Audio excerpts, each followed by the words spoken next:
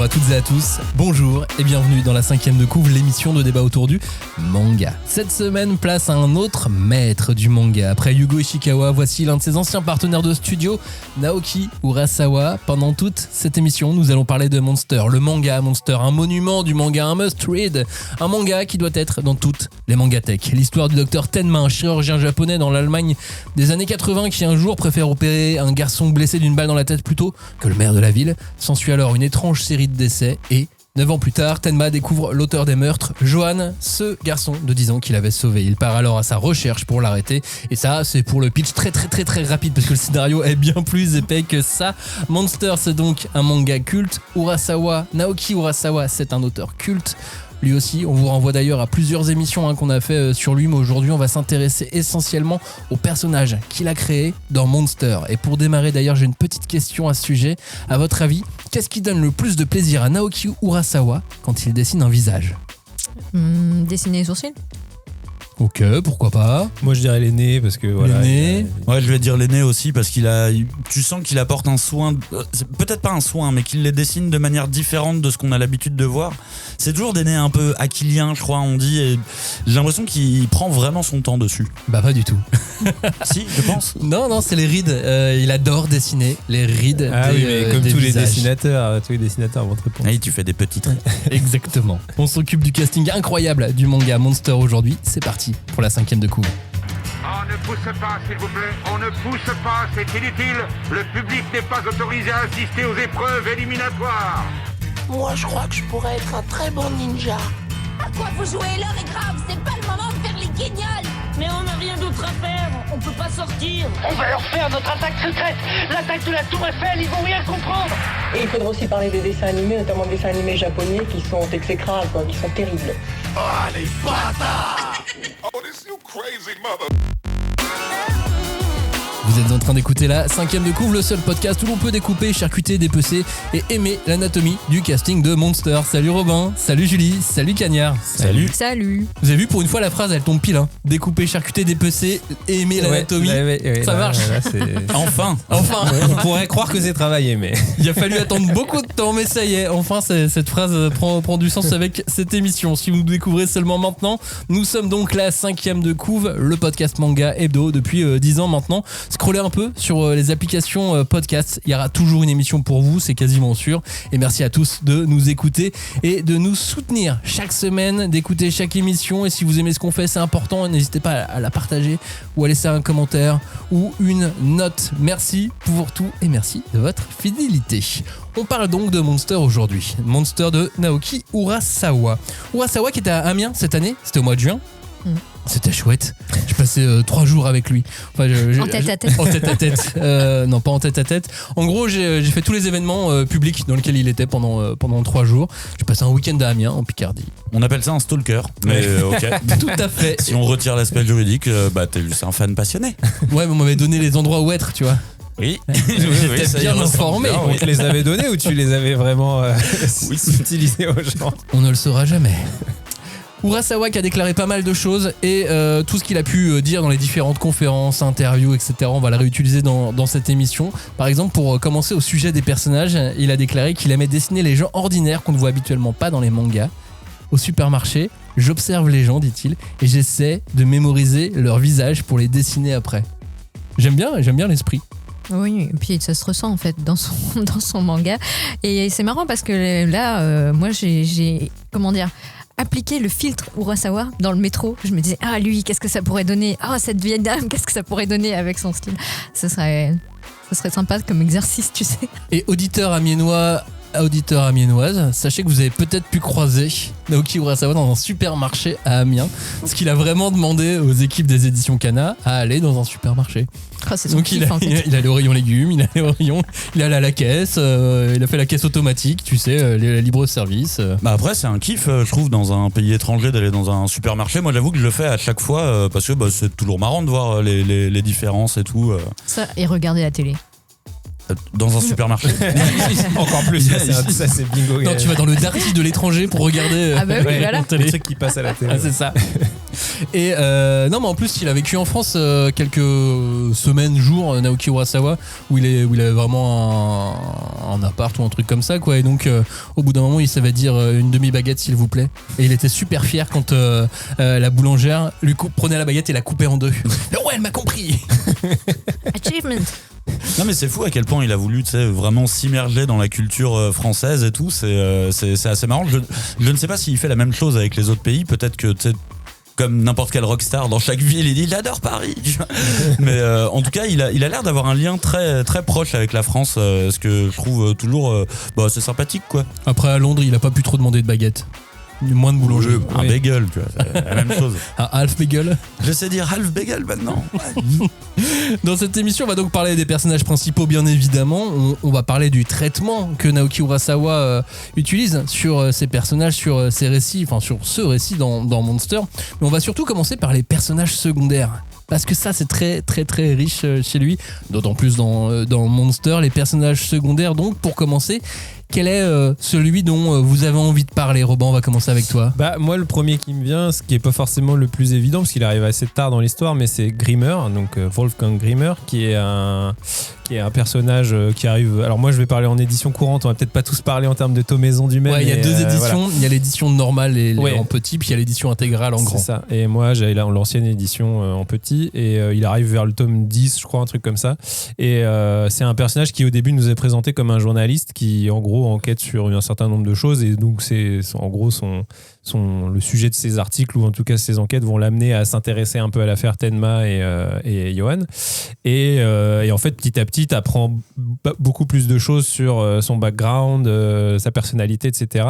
Et moi, c'est un personnage que j'aime vraiment beaucoup dans cette histoire, parce qu'il a vraiment une espèce de contraste en lui, parce qu'on va se rendre compte assez rapidement qu'il porte à l'intérieur de lui une espèce de construction mentale à la Jekyll et Mr. Hyde, où en gros, il parle d'une espèce de personnage de série télé qui est un super-héros qui aide la veuve et l'orphelin, qui s'appelle Magnificent Steiner. Et en gros, on commence à capter petit à petit que c'est une espèce d'autre personnalité qu'il a en lui, parce qu'il a un background lié au 511 Kinderheim, et il a aussi une enfance un petit peu compliquée, qui fait qu'en gros, quand il est soumis à un stress ou à de la colère extrême, il a son espèce de deuxième personnalité qui s'exprime, et il devient une espèce de bête furieuse qui massacre les gens autour de lui, quoi. C'est Hulk. Ouais, exactement, c'est un peu Hulk, mais c'est vrai qu'en termes littéraires, c'est vraiment la construction de Jekyll, Mr. Hyde, sachant qu'en plus, quand il est vraiment dans sa forme gentille, il est vraiment très gentil, quoi. C'est vraiment un gars hyper souriant. En plus, il a une espèce de physique très grand, très dégingandé. Il émane tout de suite de la sympathie, quoi. C'est un personnage qui est immédiatement sympathique, et du coup, le fait qu'on sache qu'il a cette forme d'ombre en lui, ça le rend encore plus puissant.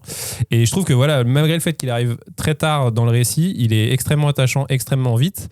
Et en plus, il a une fin vraiment très très émouvante. Et vraiment, moi, c'est le genre de perso, si j'écrivais, j'adorerais écrire un perso comme ça, quoi. C'est encore un enfant à problème. Enfin, c'est le premier enfant à problème de notre liste. Mais c'est marrant comment tout tourne, mine de rien, dans Monster, autour de l'enfance et de ce moment où il y a quelque chose qui a craqué chez les personnages, et de la manière dont on a pu complètement transformer des enfants en autre chose, voire des armes parfois. Ouais, mais lui, ce qui est chouette, c'est que tu vois vraiment qu'il utilise cette douleur et cette souffrance pour en faire quelque chose finalement de positif. Il veut vraiment devenir quelqu'un de bon, et il est quelqu'un de bon, quoi, au fond. Et de lui. Dans l'histoire de la pop culture, les orphelinats allemands de la Seconde Guerre mondiale, c'est un terreau inépuisable. Tu peux tellement faire de choses à partir de ce petit élément de scénario là, quoi. Mais encore un journaliste. Mine de rien, Urasawa ne fait jamais de mauvais journalistes. Ils ont toujours j'ai l'impression, tu sais, qu'il a de l'admiration pour, comme il peut parfois mettre en scène des mangaka, par exemple dans 20th Century Boys.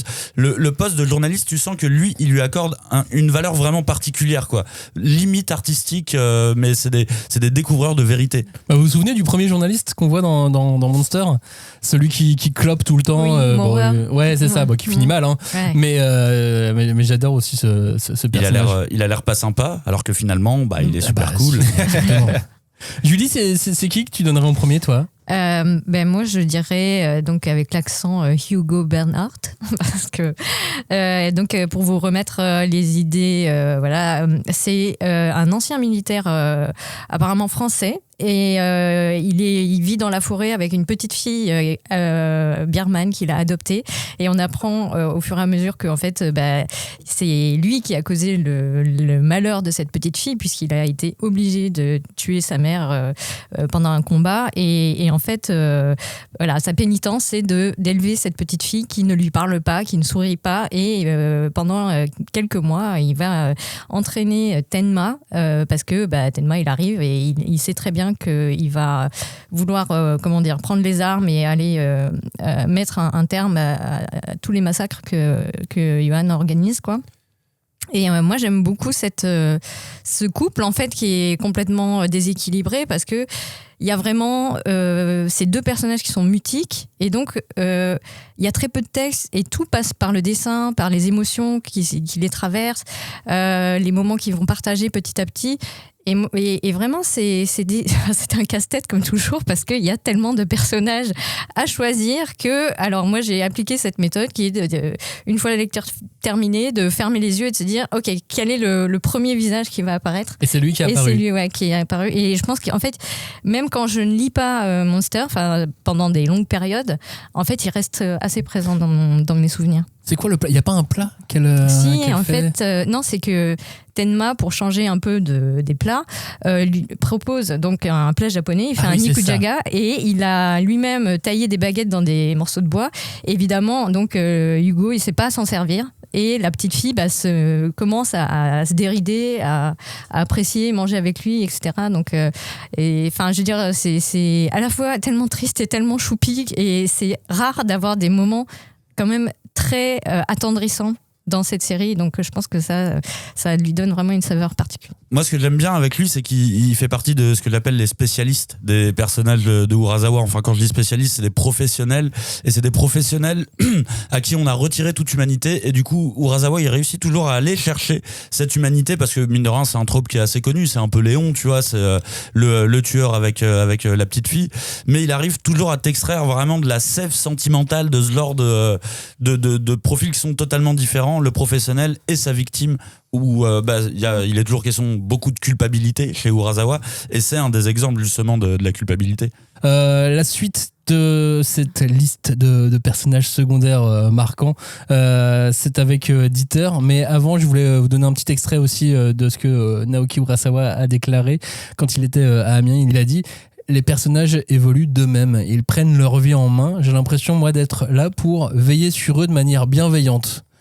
Dès que je les crée, ils ne m'appartiennent déjà plus. Je suis convaincu que lorsque les personnages n'écoutent pas et qu'ils n'obéissent pas à l'auteur, c'est là que le manga devient intéressant. J'adore ce genre de réflexion. Surtout que là, il y a plein de persos qui font pas du tout ce qu'il a demandé. Mais oui, mais ça a l'air tellement schizophrène le rapport de l'auteur avec ses personnages. Après, je me dis toujours qu'il y a toujours un petit peu de storytelling dans tout ça. Je pense que s'il y a aussi un côté assez pragmatiquement lié au fait comment un manga est publié, c'est-à-dire que c'est un feuilleton, et à un moment donné, forcément, tu mets en place des choses sans forcément avoir en tête très précisément ce que tu veux en faire. Et je pense que c'est ça qui devient ce truc. Ce personnage-là m'a échappé. C'est juste qu'en fait, ton histoire, elle est allée plus loin que ce que tu pensais, et au final, tu vas devoir faire quelque chose peut-être de ce personnage-là que tu n'avais pas prévu. Et ça en devient hyper intéressant, parce que forcément, ça les rend d'autant plus imprévisibles ou plus humains aussi, quoi. Parce qu'un humain, en général, on n'est pas des robots, on ne sait pas trop comment quelqu'un peut réagir non plus, quoi. C'est ça qui est intéressant. Ouais, mais l'exercice, il est d'autant plus difficile dans le sens où il met énormément de personnages secondaires. Et donc, ils prennent tous vie. Moi, j'y crois, parce que, je veux dire, il y a vraiment des persos que tu vois pendant 3-4 chapitres, et après tu les vois plus, et pourtant dans ton sentiment de lecture t'as l'impression que la vie continue pour eux quand même, tu vois. Donc je veux bien y croire, même si je suis d'accord avec Robin que cette phrase on commence à l'entendre de plus en plus souvent. Les personnages m'ont échappé. Ouais, voilà, ils parlent d'eux-mêmes et tout ça, oui, mais on aime bien y croire quand même, mine de rien, à cette petite histoire. Ça nous fait plaisir, c'est clair. Dieter, donc avant de parler de Dieter, il a aussi déclaré ça: pour moi, les enfants et les personnes âgées occupent une place un peu en marge de la société, on les met souvent de côté, on les écoute moins, alors qu'à mes yeux, c'est justement là que se trouvent les vérités les plus profondes et les choses essentielles. Est-ce que ça, on le retrouve dans Dieter, Robin ? Bah clairement, ouais, Dieter, pour moi, c'est vraiment l'un des personnages les plus touchants du manga. Bon, déjà, il a une vie pas facile non plus. Hein. C'est encore un enfant qui a souffert. Et en plus, on le découvre dans le manga pris un peu en emprise dans une relation complètement toxique et malveillante avec le mec qui s'occupe de lui. Ouais, c'est ça. On le découvre très tôt, Dieter, et c'est un personnage secondaire / semi-principal. Ouais, quoi. Carrément. Et en fait, moi, je trouve que c'est clairement un des personnages qui est tout le temps un peu là. Mais bon, forcément, c'est un enfant, donc il n'est pas acteur de tout ce qui se passe. C'est des choses qui le dépassent un petit peu. Mais il est tout le temps là. Et puis vraiment, il est aussi souvent là dans des scènes qui sont très émouvantes. Moi, franchement, la première scène où il décide de suivre Tenma contre son gré, parce que Tenma lui dit non, je peux pas te garder. Je suis poursuivi et tout. Et qu'il continue à le suivre. Enfin, c'est une des scènes les plus touchantes du manga. Moi, franchement, j'ai toujours ma petite larme à chaque fois quand tu vois la bulle de Tenma qui dit non, arrête de me suivre, Dieter, et tout, et que l'autre il continue à le suivre. Enfin, c'est vraiment une scène poignante. Et je trouve qu'après, il prend vraiment sa place en tant que garant un peu de l'humanité des personnages qui sont autour de lui, parce qu'il est toujours un peu dans la bande des gentils, quoi, la bande des héros. Mais c'est des héros qui, comme ils sont confrontés à des situations difficiles et qui sont eux-mêmes pris de contradictions entre justement l'ombre et la lumière, toujours les choix qu'il faut faire, le bien, le mal et tout, et je trouve que Dieter, il est toujours un peu là pour dire non, mais si, le bien, c'est ça. Et moi, avec mon innocence d'enfant, je vais te rappeler à l'ordre. Et je vais te rappeler qu'il ne faut pas que tu te perdes là-dedans, il faut que tu continues à être le bon Tenma que moi j'aime, quoi, par exemple. Et moi je trouve que c'est un truc qui est très fort. Et surtout après, je trouve ça cool aussi par rapport à la citation que tu as faite de Urasawa, parce qu'il a, à un moment dans l'histoire aussi, il construit un duo hyper intéressant avec ce fameux Leishwein, qui est donc le vieux. Quand tu disais on prend jamais au sérieux les enfants et les vieux, Leishwein c'est plutôt le vieux. Et je trouve leur duo fonctionne super bien. C'est un peu le sage, quoi, quelque part, qui pareil, un peu lui aussi rappelle un peu les héros à la raison, mais plus avec son côté adulte qui en a vu et qui comprend un peu la psyché humaine et tout. Et puis j'aime bien comment sa maison devient le sanctuaire un peu des gentils, où là où ils vont se retrouver, où ils vont préparer leur plan pour aller combattre Johan et les sbires de Johan et tout. Et je trouve que malgré tout, Urasawa l'a pas borné dans un rôle de gentil papy, le Leishwein, tu vois, il a vraiment ce côté, c'est aussi un gars qui sait se défendre, quoi. La première fois que tu le vois, on lui tire dessus. On lui tire dessus, il envoie une tasse d'eau bouillante à Robert, et un personnage très intéressant dont on parlera après. Mais voilà, c'est aussi, la première fois que tu le vois, tu le quittes, il est en sang, quoi. Il s'est battu contre tout le monde et tout, alors qu'il a vraiment le physique de petit papy gentil. Petit papy gentil, mais il faut pas trop lui souffler dans les bronches non plus, quoi. Ouais, c'est le prof Ochanomizu de Urasawa. C'est ce personnage avec un gros nez qui est là pour veiller sur Atom dans les mangas de Tezuka. Moi, je trouve qu'on le retrouve beaucoup dans ce personnage. Mais t'as toujours une affection particulière aussi pour les personnages plus âgés. Ouais. En général, non ? Non, mais là, je trouve qu'en fait, ce qui me plaît, c'est que c'est vraiment le duo qui forme avec Dieter, qui lui, il est inverse, c'est un personnage jeune. Et en gros, c'est comme dit Urasawa, c'est des personnages qui normalement sont un peu sur la touche des histoires, parce que soit ils sont trop vieux, soit ils sont trop jeunes, donc ils peuvent pas être impliqués vraiment en tant qu'acteurs majeurs de l'histoire. Et en fait, chacun de leur manière, ils vont quand même permettre aux héros de finalement accomplir aussi leurs objectifs sans se perdre. Parce que voilà, c'est aussi une des grosses thématiques de Monster, c'est poursuivre le monstre, combattre le monstre sans en devenir un soi-même. Et c'est ces deux personnages-là qui vont en général être le socle qui va leur permettre de ne pas se perdre. Mais chacun, voilà, à leur manière. Et du coup, c'est assez amusant qu'à la fin de l'histoire, ils forment vraiment une espèce de duo. Tu vois, c'est vraiment son parrain, quoi. Leishwein, d'une certaine manière, à Dieter. Et ça fonctionne super bien, quoi. Julie, tu as choisi encore un autre personnage que Leishwein ou Dieter. Tu as choisi Guilaine. Oui. C'est quel personnage, ça, Guilaine ? Rudy, de son petit nom. Eh bien, c'est le spécialiste des psychopathes. Il interroge des prisonniers pour faire des profils psychologiques. Et c'est en fait un ancien camarade de classe de promo de Tenma. Ils étaient à la même université. Et il a une espèce de méfiance terrible parce qu'il pensait que Tenma l'avait grillé pendant les examens en train de tricher. Et que du coup, il le méprisait, lui qui était si brillant, etc. Et bien oui, sûr, il est même un peu jaloux, quoi. Ouais, complètement. Et ce que j'aime bien dans ce personnage, c'est que c'est aussi le troisième larron du socle des gentils, puisque avec le docteur Leishway, je suis désolée, je vais écorcher son nom tout le temps, avec Dieter, Rudy Gillen, en fait c'est celui qui incarne en fait l'homme mûr, on va dire, mais qui est là pour être allié de Tenma et qui va devenir vraiment un allié puissant au sens où il a du potentiel, il a du pouvoir, il peut actionner des leviers que d'autres n'ont pas. Et ce qui est intéressant, c'est qu'il ne se met pas en avant, il est très discret, il fait partie de ces personnages que moi j'oublie régulièrement parce que on oublie qu'il est là et il s'efface complètement face à son travail, son devoir, et c'est vraiment un personnage qui a une trajectoire assez étrange finalement, parce qu'il connaît beaucoup de choses, il connaît beaucoup de monde, mais il y a d'autres personnages dans cette saga, comme je sais pas, Martin, dont on parlera plus tard, ou des couples de vieux touristes comme ça qui viennent et qu'on oublie parce que peut-être ils sont clés à un moment de l'histoire, mais malgré tout ils ont tendance à s'effacer face à d'autres personnalités peut-être plus fortes, quoi. C'est sûr que si on faisait le classement popularité des personnages, je suis pas... Alors, sinon il me va version shonen, tu sais, c'est avec les gens qui votent en ligne. Je suis pas sûr que Gillen arrive dans le top 10. Ouais, après, parce que c'est vrai je dirais qu'il y a deux types de personnages secondaires. Il y a les bons et les mauvais. Non, pas du tout. Non, mais il y a ceux qui, effectivement, comme dit Julie, sont là juste à une séquence très précise de l'histoire et disparaissent, ou sont après évoqués. Et il y en a d'autres qui apparaissent, qui disparaissent, qui reviennent, qui redisparaissent, etc. Et Gillen, c'est vrai qu'il est un peu dans cette position il est toujours un peu là, mais juste il arrive des fois quand on a besoin de lui, et il fait quand même toujours partie du bon camp, et c'est intéressant aussi. Et puis c'est une des premières personnes que Tenma arrive à convaincre aussi, c'est ça qui est très intéressant.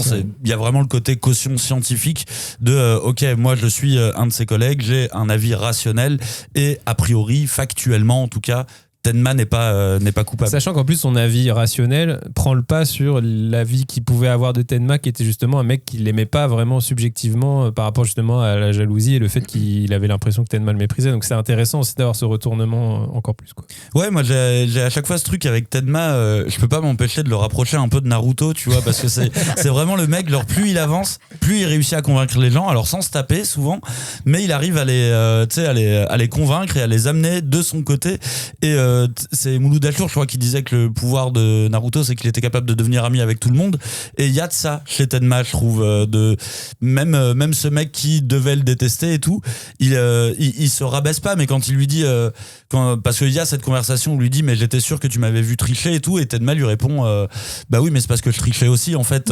Et je trouve qu'il a vraiment ce côté très humain, et t'as un vrai miroir avec ce personnage de, mais non, je suis pas un super-héros, en fait, je suis un humain à qui il arrive une énorme galère.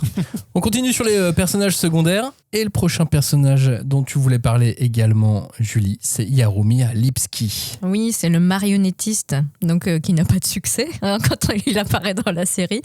Mais c'est On est à quel moment de l'histoire de près pour resituer? Au milieu, je dirais qu'il arrive vraiment aux alentours du tome 5, peut-être 6. Et en fait, pour les versions doubles, pas ceux qui étaient en tome 5, pardon. Mais en fait, c'est intéressant parce que c'est un personnage, encore une fois, comme disait Robin, on se dit, il va être important à ce moment-là, et en fait, il revient petit à petit, il connaît des choses, il connaît la Villa des Roses qui va devenir importante après dans le développement de l'histoire. Il a un passé qui est finalement assez trouble parce qu'on découvre au bout d'un moment que c'est le fils du fameux Franz Bonaparte qui est l'instigateur de cette immense machination étrange. Et en fait, moi, je le classerais dans ces personnages qui se cachent derrière des alter ego, parce qu'il y en a beaucoup en fait dans ce manga. Il y a énormément de personnages qui ont plusieurs vies, plusieurs noms, plusieurs personnalités. Grimmer dont on parlait au tout début. Voilà, exactement, c'est l'exemple. Et il y en a plein d'autres. Il y a le grand financier Schuvald qui cherche son fils. Il y a l'auteur des livres, justement, Franz Bonaparta. Il a une multitude de pseudonymes. On ne sait pas vraiment qui il est. Est-ce qu'il existe vraiment ? Il y a cette espèce de personnage un peu inquiétant du papy de l'orphelinat de Prague. Moi, je l'appelle comme ça parce que on ne sait pas. Justement, lui aussi, il a fait partie de ces gens qui ont tenté des expériences dans ces orphelinats un peu chelous. Et puis il y a des gens qui reviennent avec une autre personnalité, avec d'autres idées, avec du repenti, beaucoup. Et ça, c'est toujours très intéressant. On a un autre personnage qui est extrêmement intéressant, c'est celui qui s'appelle Robert. D'ailleurs, Urasawa en a parlé quand il est venu à Amiens, il a dit à la fin, attention spoiler, de toute façon l'émission est full spoiler, vous inquiétez, si vous avez prévu d'écouter tout sans vous faire dévoiler quoi que ce soit sur Monster, c'est mort. Donc Robert, à la fin, il meurt dans un combat contre l'inspecteur Runge. On ne connaît pas vraiment son passé, à part qu'il vient d'un pays qui a disparu. Et en réfléchissant à cette scène, je me suis soudain rappelé, dit-il, d'un autre personnage, Grimmer, qui vient du même orphelinat, et Grimmer avait évoqué un ami d'enfance qui aimait beaucoup le chocolat chaud. Alors, je suis allé relire cette scène. Et j'ai regardé la page où il parle de cet ami. Et là, j'ai vu que j'avais dessiné un autre visage d'enfant à l'époque. Et sur le moment, je me suis dit, ah non, dommage, c'est pas Robert, je vais pas pouvoir faire de lien entre les deux, j'ai dessiné quelqu'un d'autre. Mais en y regardant de plus près, en fait, le visage ressemblait énormément à Robert. Donc là, je me suis dit, mais voilà, c'est Robert. C'était déjà lui, je l'avais dessiné sans m'en rendre compte. Et c'est dans ces moments-là que je me dis que c'est vraiment passionnant de faire du manga. J'adore le storytelling de Urasawa. Oui, mais je ne savais pas, mais en fait, c'était lui. Et moi, ce que j'aime beaucoup, Robert, c'est vraiment un perso hyper intéressant dans Monster. Pour moi, c'est vraiment le boogeyman par excellence. C'est le mec, quand il arrive dans une scène, tu sais que la tension monte d'un cran. Il dégage vraiment cette espèce de violence froide. Vraiment violence absolue. C'est le mec, quand il est là, il a toujours une espèce de petit sourire en coin. Mais en même temps, tu sens qu'il est dangereux, quoi. Et en plus, je trouve le pire, c'est qu'Urasawa l'a en plus rendu un peu libidineux. C'est le seul mec, tu le vois, il a des scènes de cul avec Eva, avec d'autres personnages là. Et tu sens même dans ces scènes-là et tout qu'il est dégueulasse, qu'il a un truc un peu, tu vois, dangereux, animal, tu vois, vraiment, mais sourd, tu vois, en lui. C'est pas un truc qu'il va forcément projeter immédiatement. Ouais, mais le fait même qu'il l'ait dessiné comme ça veut dire qu'il l'apprécie pas tant que ça. Mais non, mais je sais pas, j'avais cette sensation-là. Après, je pense que en fait, quand t'es auteur, t'adores les méchants que tu crées, quoi. Et je trouve que ce mec-là, il a vraiment, c'est vraiment l'archétype pour le coup du monstre. Tu vois, le titre du manga, c'est Monster, mais Johan évidemment ne ressemble pas du tout à un monstre. Lui, c'est vraiment l'inverse. Il a vraiment ce truc, mais il est très dangereux, quoi. Il a vraiment un côté. C'est impitoyable. Enfin, genre, quand il arrive, tu te dis, mais comment je vais pouvoir m'en sortir si ce mec-là me pourchasse, c'est mort, quoi. Je vais jamais y arriver, quoi. Et c'est vraiment pour moi, ce truc dans un film d'horreur, ce serait vraiment le boogeyman, quoi. Le mec qui te poursuit, qui te lâchera jamais, quoi. En fait, ce qui est intéressant avec Robert, c'est qu'il a de la prestance malgré tout. Et il a une carrure, il a du charisme, mais à tout moment, il peut faire volte-face et là, c'est fini pour toi.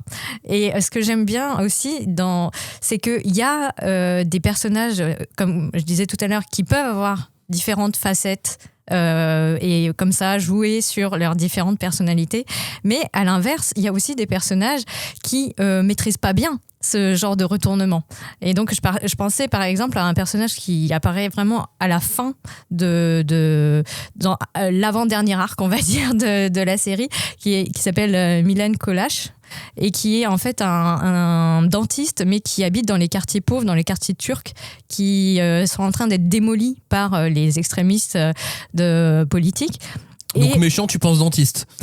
Non, ça se vaut, moi je suis d'accord. Non, parce que lui, il essaye d'être méchant, alors que sa maison, c'est l'auberge espagnole. Je veux dire, il a recueilli d'autres voisins à lui qui sont en train d'être dégagés de ce quartier.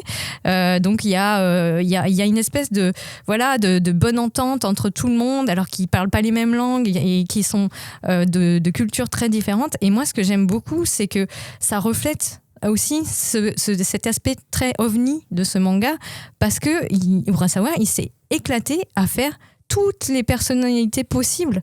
Il y a vraiment, si c'est en Allemagne, enfin en tout cas en Europe, dans une période où il y avait aussi déjà beaucoup d'immigration, etc. C'est pas pour rien et je pense qu'il a vraiment pris plaisir à essayer de représenter toutes sortes de diversité, de physionomie, de corpulence et ça se ressent dans ce genre de scène, quoi. Et a priori, c'est graphique, parce que ça aussi, il en avait parlé, il a dit « Les visages japonais sont plus plats, donc c'est difficile d'y donner une expression pour moi, alors que quand je fais des occidentaux, je peux être beaucoup plus audacieux. » Faire des gros nids, par exemple. Non, mais c'est marrant aussi d'avoir ce regard de dessinateur en fait sur des choses que nous on va intellectualiser de manière politique, sociétale et ainsi de suite, alors que c'est d'abord un concept de dessinateur. Ouais, et puis je pense même de caricaturiste quelque part. Il est vraiment dans cette espèce de, en quelques traits, cette personne, elle est asiatique. Cette personne, elle est plutôt turque. Et il va jouer sur quelques petits trucs et évidemment, il va leur donner de la personnalité au-delà de leur nationalité ou de leur culture, quoi. Oui, mais c'est aussi parce qu'il est dans un souci de représentation assez réaliste finalement, caricaturiste dans le sens effectivement il va pousser les traits physiques et tout, mais c'est quand même finalement il a une représentation relativement réaliste des personnages, là où généralement le manga c'est vrai que la représentation des personnages est complètement imaginaire entre guillemets, c'est des personnages qui n'ont pas de nationalité en général quand tu lis des mangas qui se passent pas en tout cas dans un contexte réel. Les personnages n'ont pas de traits particuliers, ni asiatiques, ni occidentaux. Et lui, c'est vrai que là, il est dans un souci d'être quand même dans un contexte réaliste, de représenter une réalité aussi sociale, culturelle, etc. Donc, il faut forcément utiliser cette représentation graphique pour montrer tout ça, quoi.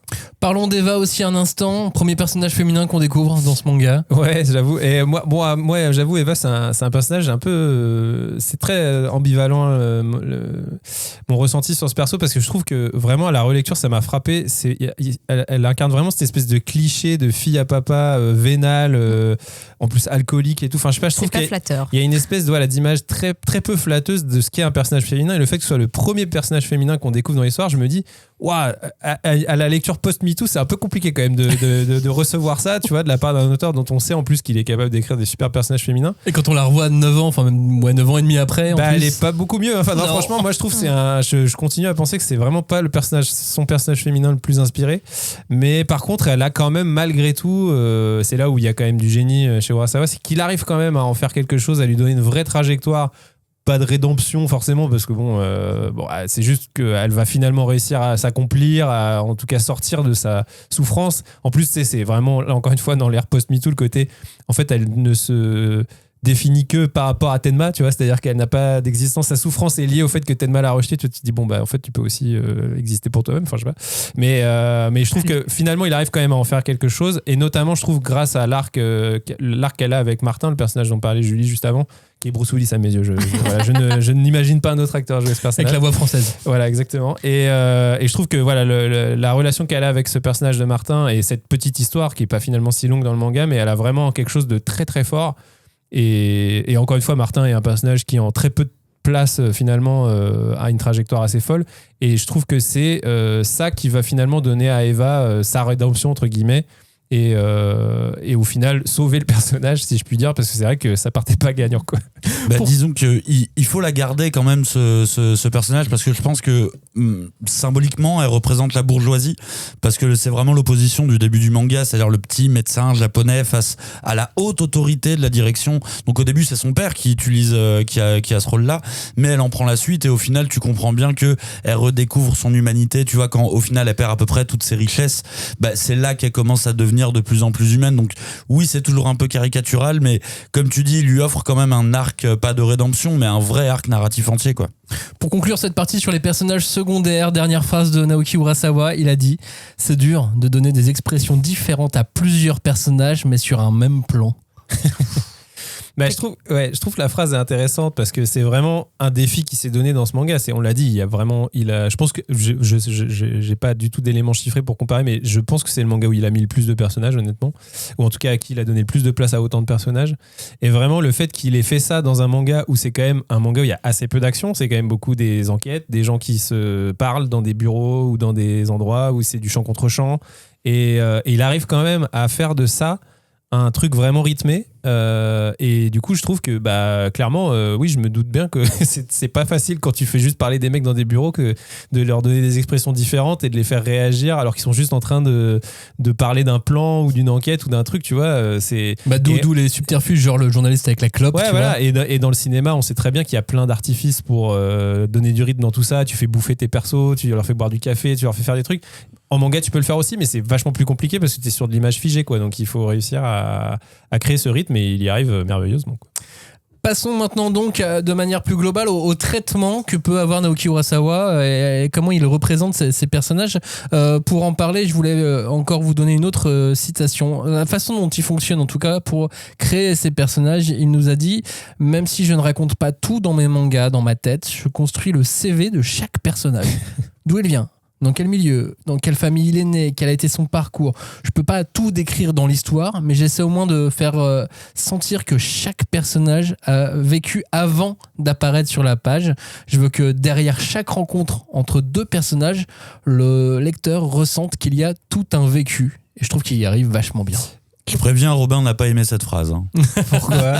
Ça correspond encore au storytelling de Urasawa. Non, alors j'allais rebondir dessus. Après, on réécrit en français, il le dit en japonais, tu vois. Oui, ça sonne mieux. J'allais rebondir justement en disant, moi, c'est un truc qui m'a vraiment surpris en le relisant, c'est que t'as vraiment l'impression que c'est un manga qui est construit comme une série télé, mais post, tu sais, âge d'or des années 2000, fin 90 et tout, alors qu'il est vraiment contemporain de ça. Il a vraiment été écrit à ce moment-là, donc on peut pas dire que Urasawa était spécifiquement inspiré par, je sais pas, Les Sopranos ou Lost ou 24 heures, tu vois. Et tu vois, genre dans l'audiovisuel, ce que tu dis, le truc de on construit un CV à chaque personnage, on crée ça, ils ont le loisir de le faire parce qu'ils ont plusieurs auteurs, ils ont du temps, ils ont machin. Mais lui, Urasawa, tu te dis, mais à quel moment t'as eu le temps de réfléchir à tout ça et de construire toutes les informations sur ces personnages, sachant qu'à la lecture, t'es persuadé qu'il l'a fait, parce que honnêtement, je te dis, le fait qu'en quelques cases il y ait la vie d'un personnage qui soit écrite, ça veut dire forcément il y a pensé, qu'il a imaginé plein de trucs dans le détail et tout. Et je trouve que donc ça c'est hyper impressionnant. Et attends, je reviens sur ma marotte du journaliste qui clope. En fait, on le voit pas, il est là. 2 chapitres. Un peu plus, peut-être. Open plus. Oui, peut-être 3.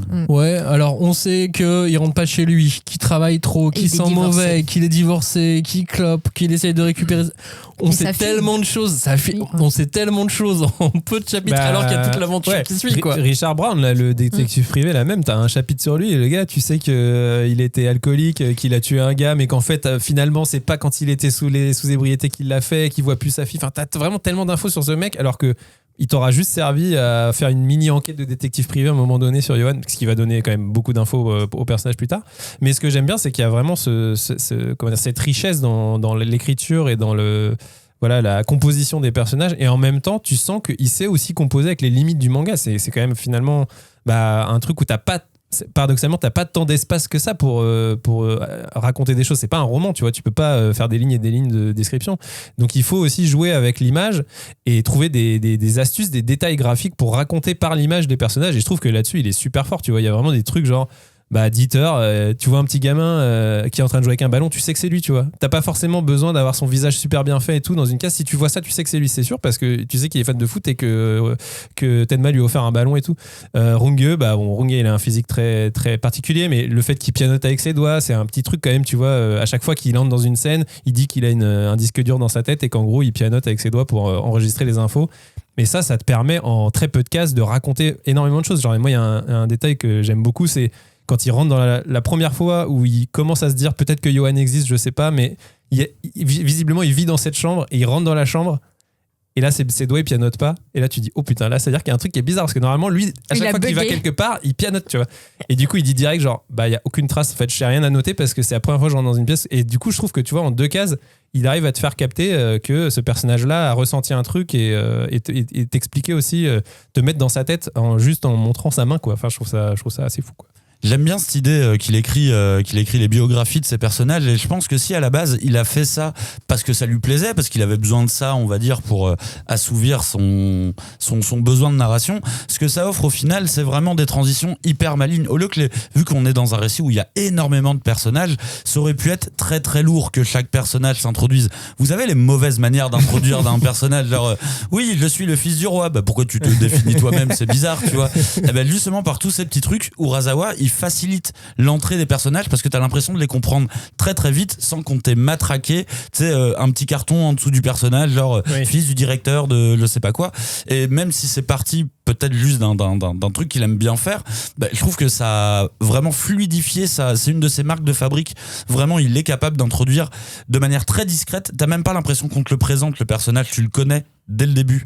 Moi, je suis tout à fait d'accord avec vous. Je pense qu'une des clés du réalisme chez Urasawa, donc qu'on disait tout à l'heure, la diversité, l'individualité des personnages.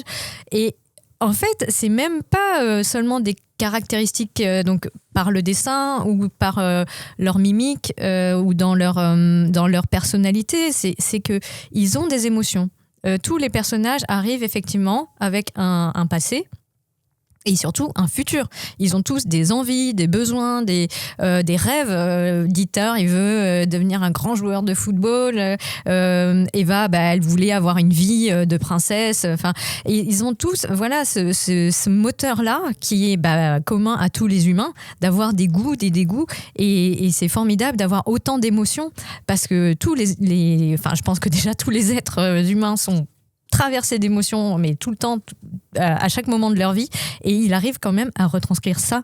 Et c'est très marrant parce qu'il le fait avec brio, parce que reprenons Dieter et partons du principe que c'est moi qui écris Dieter, moi qui n'ai pas son talent. C'est un gamin, il aime le foot. Le foot. Et t'as écrit Olivier Tom, quoi, direct, t'as écrit Tsubasa. D'un coup, ça devient super naze. C'est moins intéressant. Ne te sous-estime pas, Maxime. Je suis sûr que tu es capable de faire mieux que ça, quand même.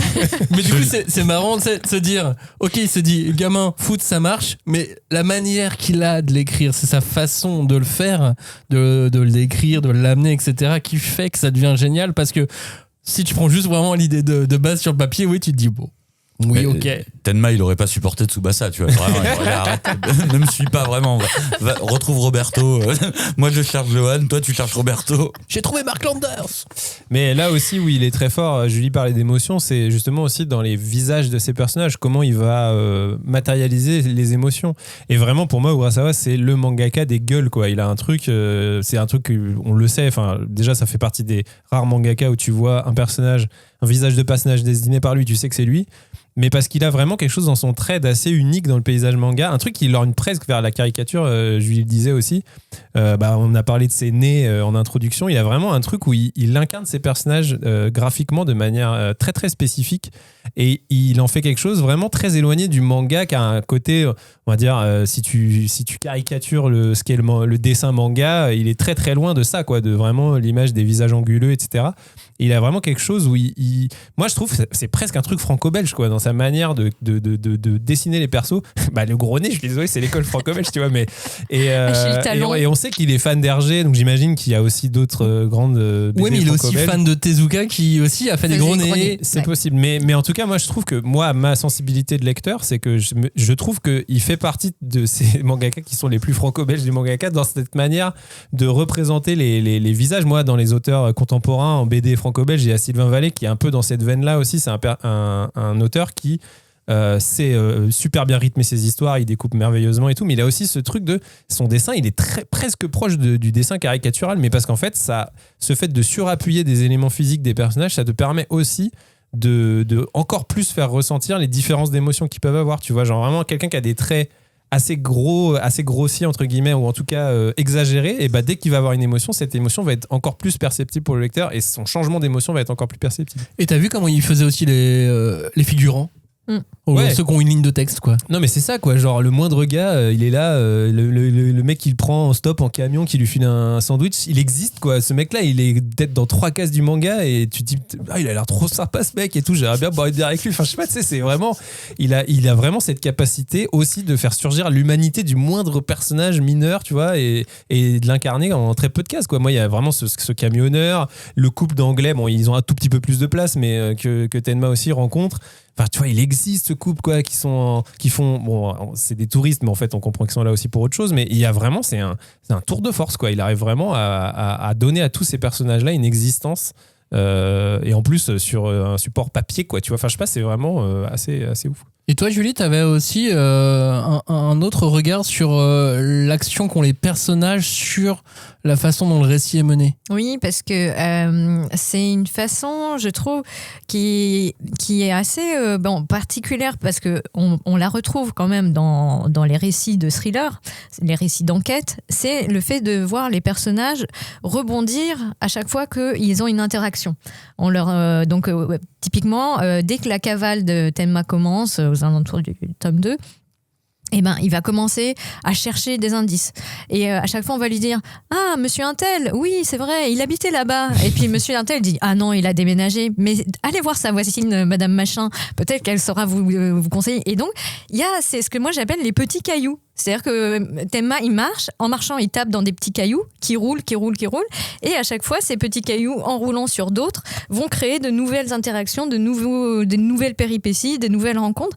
Et je trouve que là, il le fait vraiment très bien, parce que ce qui est vraiment typique à Monster, c'est qu'il n'y a pas que Tenma qui est en train de marcher et de taper dans les petits cailloux, parce que petit à petit, on va se rendre compte que on a placé certains cailloux là où ils devaient passer, parce que Johan est derrière tout ça et il manipule une espèce de grande machination contre lui pour qu'il soit accusé, et c'est en ça que c'est passionnant également à analyser, quoi.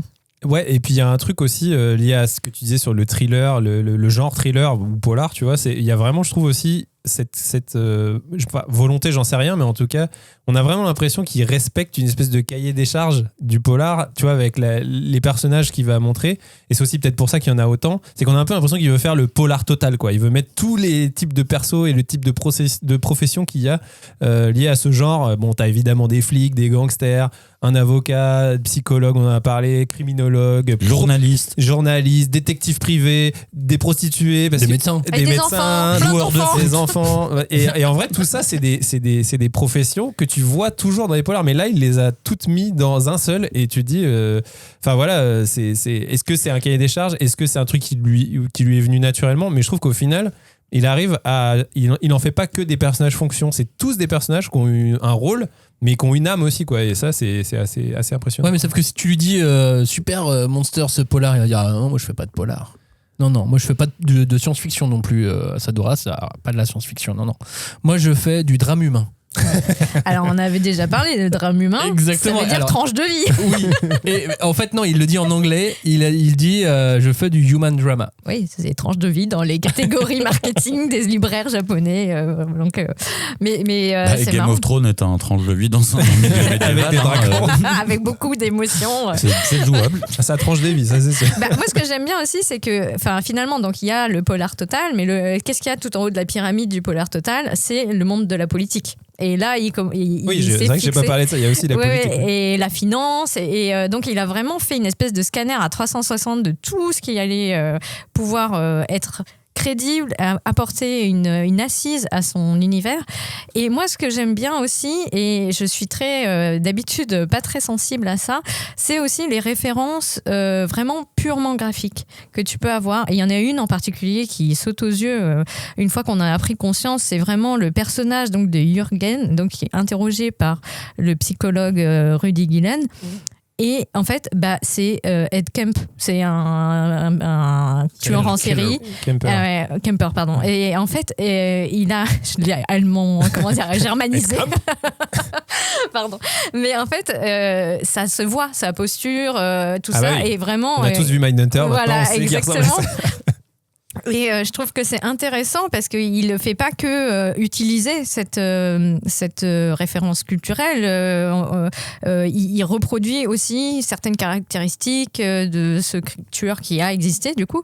Et il l'utilise de façon très intelligente dans son récit. Et c'est là où, moi, je trouve que c'est brillant.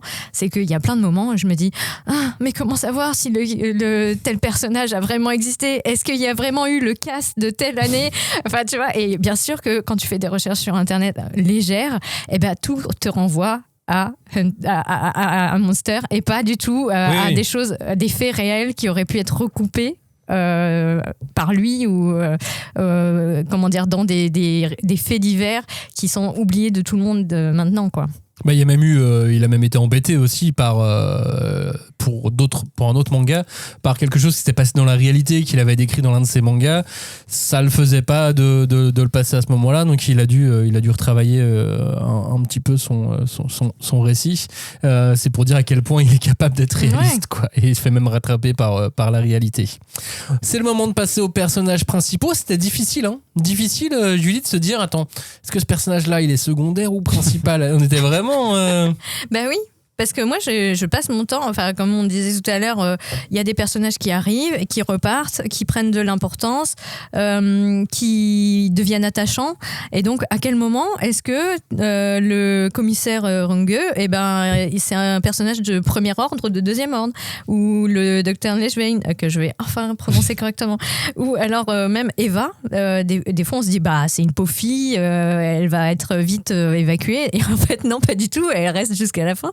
Donc, moi, j'aime beaucoup les films coraux, les mangas coraux, parce que c'est très difficile à faire, en fait. Et il y a vraiment une générosité, un foisonnement de personnages. Et la réponse à la question de qui est important, qui ne l'est pas, c'est Tenma lui-même qui la donne. Il n'y a pas de vie plus importante que l'autre. C'est vraiment toutes les vies se valent, et donc tous les personnages ne devraient pas subir notre châtiment d'être classés. Secondaire ou principal. Ouais, on a fait quand même une liste de personnages principaux. Dedans, il y a Tenma évidemment, il y a Johan bien sûr, sa sœur jumelle évidemment, et puis on a mis Runge, fallait bien le mettre quelque part.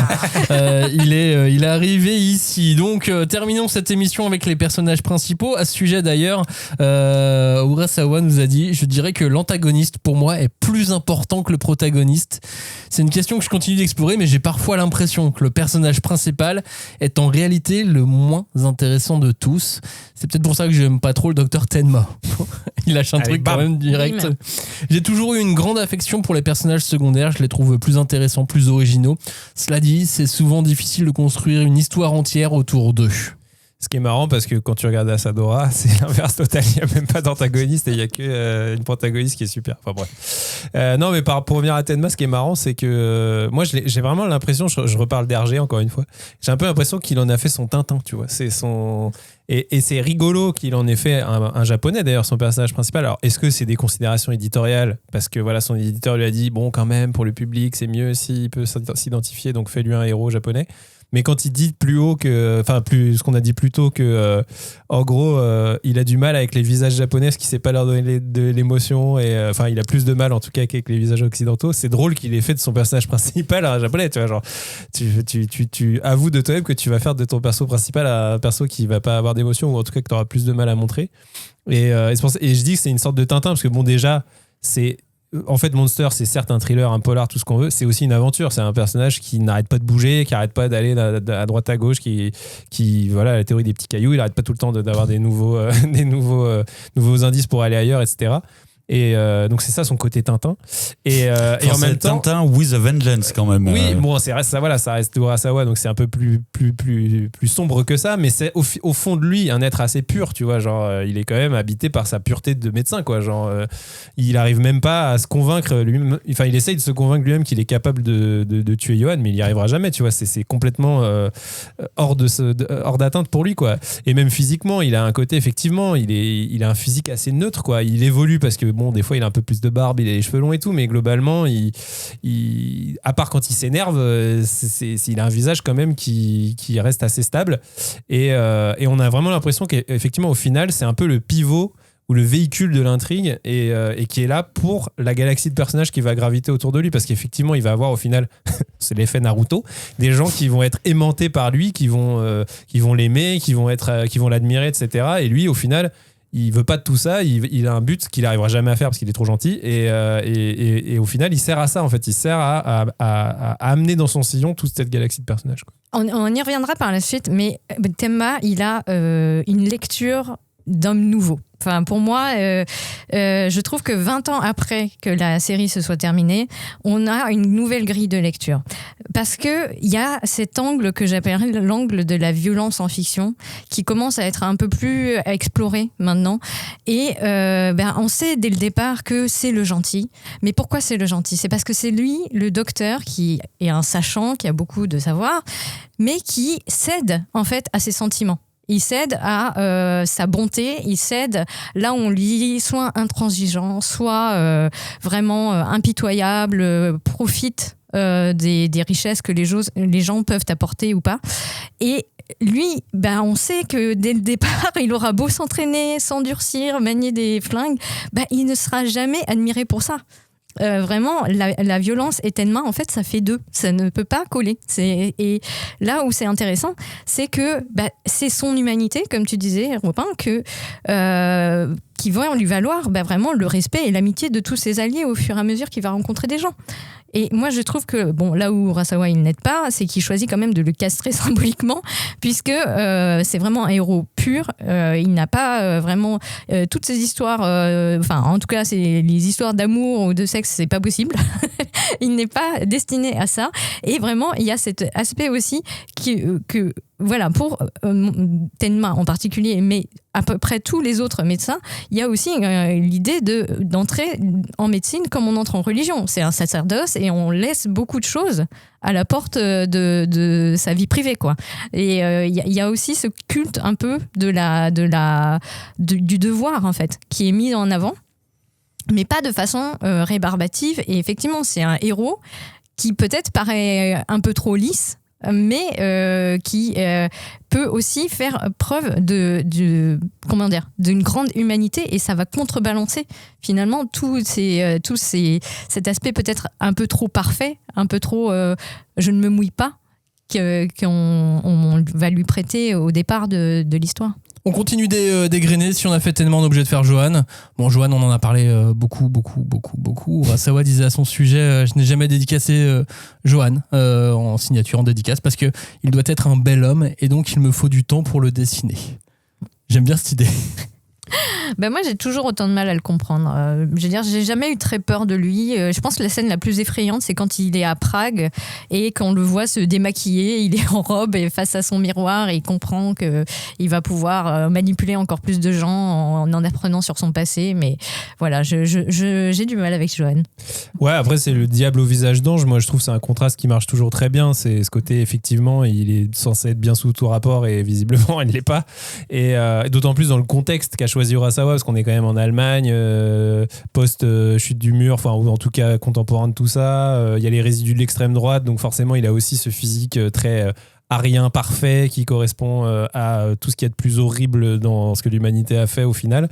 Et du coup, j'aime bien aussi ce truc de quand on voit arriver cette espèce de faux Johan qui est le fils de Peter Chapek, ou en tout cas son espèce d'apprenti, qui est le même que Johan mais en raté un peu, tu vois. Il est un peu moche, il est un peu moins intelligent, ouais. Il est méchant mais moins fin, tu vois. Et je trouve que ça appuie encore plus le côté hors norme de Johan, quoi. Johan, oui, qui est probablement le personnage le plus commenté et analysé des personnages d'Urasawa. D'ailleurs, à ce sujet, il disait le moment le plus pénible dans ma carrière, c'est sans doute la fin de Monster. J'ai eu l'impression de mener une véritable interview avec Johan. Qui est-il ? Pourquoi il agit ainsi ? Qu'est-ce qu'il a fait ? Et je me posais ces questions dans une atmosphère très très lourde, c'était très dur. J'étais seul dans mon atelier et j'avais l'impression d'être entouré de cadavres. Physiquement, j'ai commencé à en ressentir les effets, mes yeux, mon nez, mes oreilles, même mes dents étaient comme un peu enflées, mon visage était gonflé, sans défense. Et on peut le voir sur des photos de l'époque. C'est dire à quel point Johan est un personnage terrifiant. Ouais, mais moi en termes d'écriture, bon là je vais faire un parallèle un peu osé, mais je le vois un peu aussi comme le requin dans Les Dents de la Mer, tu vois. C'est un peu ce perso, c'est la démonstration du fait qu'une menace n'est jamais aussi efficace que quand elle est dans l'indicible, tu vois. Johan, on le voit pas beaucoup agir, en fait. On voit, il a son image de mec parfait, mais en fait, on le voit pas beaucoup. Comme a dit Julie, on le cerne pas très bien, quoi. En fait, on voit ce qu'il provoque chez les gens. Et voilà, et c'est dans ce hors-champ finalement, en fait, que la menace réside. C'est vraiment ce truc c'est pour ça qu'il fait peur. C'est parce qu'en fait, on sait pas du tout ce qu'il pense, on sait pas du tout ce qu'il veut, on sait pas du tout ce dont il est capable. Au fond, tu vois, et en fait c'est ce côté insaisissable qui le rend encore plus terrifiant, tu vois, genre, et en plus tu rajoutes à ça son espèce de beauté hors norme, bah ouais, ça fait un espèce de cocktail très efficace. Julie, un mot sur sa sœur jumelle ?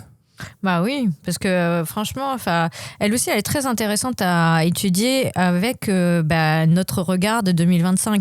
Parce que maintenant, on a les mots pour expliquer ce qui lui arrive. Parce qu'on a vraiment une démocratisation, je trouve, de ce vocabulaire-là. Et donc, à Nina ou Anna, ce qui lui arrive, c'est qu'elle a une levée d'amnésie traumatique. Elle a une charge mentale, émotionnelle énorme, au sens où elle a une responsabilité écrasante vis-à-vis de son frère. Et je trouve qu'il y a aussi une forme d'usurpation de ses souvenirs par Johan, et elle se fait mansplainer par lui. Il est là genre non, moi je sais mieux que toi, mais c'est elle qui a vécu le truc, enfin tu vois ce que je veux dire.